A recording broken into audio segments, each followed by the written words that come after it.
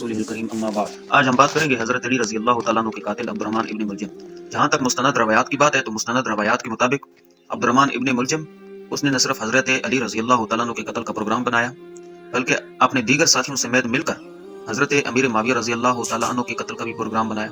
और हज़रत अमर बिन आस के कत्ल का भी प्रोग्राम बनाया। मशरिक के दौरान उन्होंने अपनी जिम्मेदारी तय की, लेकिन चूंकि अब्दुर्रहमान इब्न मुलजिम को हज़रत अली रज़ी अल्लाह तआला अन्हु को शहीद करने का टास्क मिला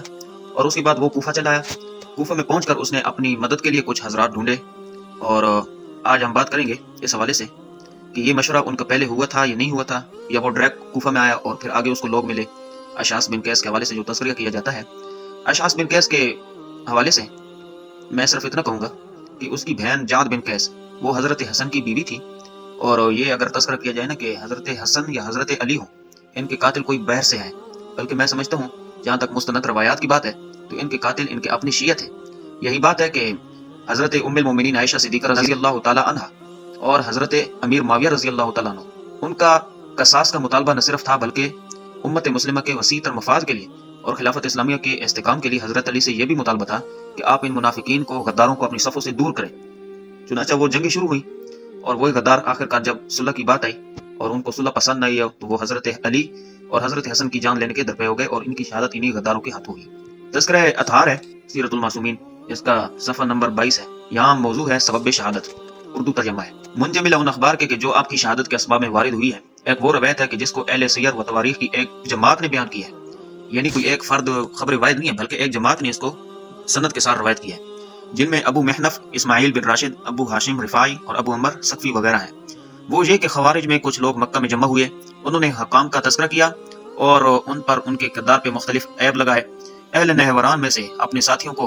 याद करके उनके लिए रहमत की दुआ मांगी। फिर इन्हीं में से कुछ लोगों ने बहमी गुफ्तगू की और फैसला किया कि हम अपने आप को अल्लाह की राह में फरोख्त कर दें और इस वक्त के गुमराह रहनुमाओं के पास जाके ऐसा मौका तलाश करें कि जबकि वो गाफिल हों तो उनसे नहरवान मारे जाने वाले शहीद भाइयों का बदला ले लें और इस तरह शहरों और लोगों में खुदा के लिए इनसे राहत व आराम पहुंचाएं।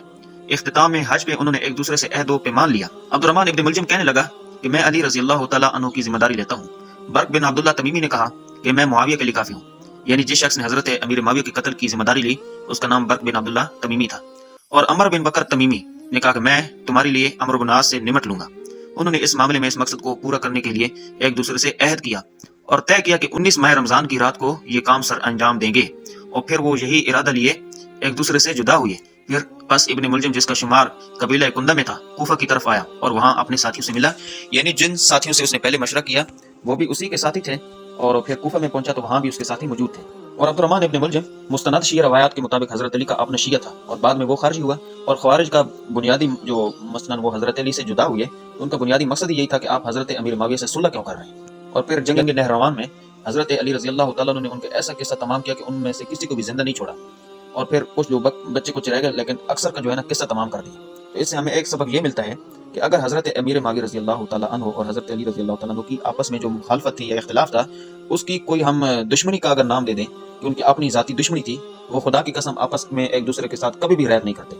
बल्कि एक दूसरे का किस्सा तमाम करते। उन्होंने आखिरी दम तक कोशिश की कि कोई मसलिहत की सूरत निकल आई और जब मसलिहत की सूरत निकली, मुनाफिकीन थे, उनके पेट में मरोड़ पड़ा और उन्होंने इस मसलिहत को पसंद नहीं किया। दूसरी किताब शिया के कदीम मुअर्रिख अहमद बिन अबी दाऊद अद-दीनवरी अश-शियाई मुतवफ़ा 282 हिजरी ने अपनी किताब तवाल में सफ़ा नंबर 216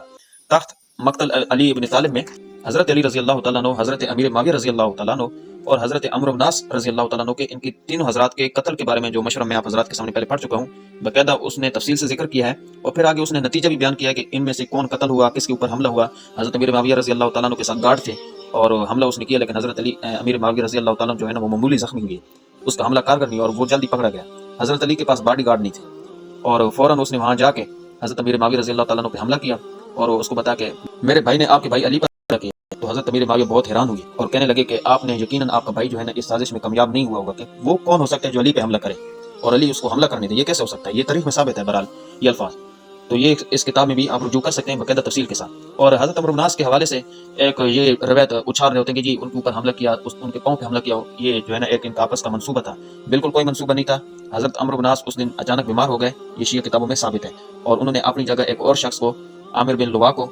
नमाज पढ़ाने के लिए भेजा और वो उस शख्स के हत्थे चढ़ गया। उसने समझा कि ये अमर बिन आस आ रहा है تو بکر بن تمیمی جو بھیجا گیا تھا ٹاسک کیا آپ نے عمرو بن عاص کو قتل کرنا ہے، اس نے عامر بن لوا کو عمرو بن عاص سمجھ کے قتل کر دیا اور عمرو بن عاص رضی اللہ تعالیٰ عنہ اس طرح بچ گئے۔ باقی حضرت علی رضی اللہ تعالیٰ عنہ کی قتل سے، ان کی شہادت سے کس کو فائدہ ہوا اور کس کو نقصان ہوا، اس کا ذکر ہم دوسری ویڈیو میں کریں گے۔